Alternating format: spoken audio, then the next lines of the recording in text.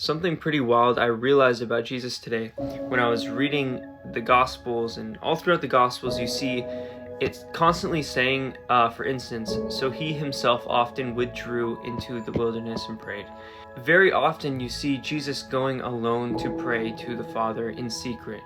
And Jesus says eternal life is to know the Father and him who the Father sent, which is Jesus, right? And what's crazy about this, the thing that I realized, is that you never once see Jesus's alone time with the Father.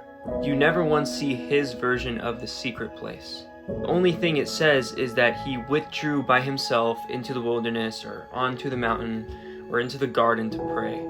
You may have hints of it, like when he fasts in the wilderness for 40 days and he's tempted by the devil, or probably the closest thing that comes to it is when right before he gets crucified, he's praying to the Father in the garden, but it says his disciples are only a stone's throw away.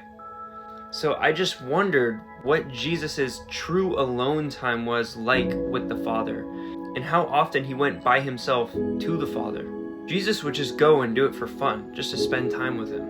And he would also do it before these big events like feeding 5,000 people or walking on water. Sometimes when I talk to people, they tell me, man, I wish I knew God, or like, I'm just trying to come closer to God.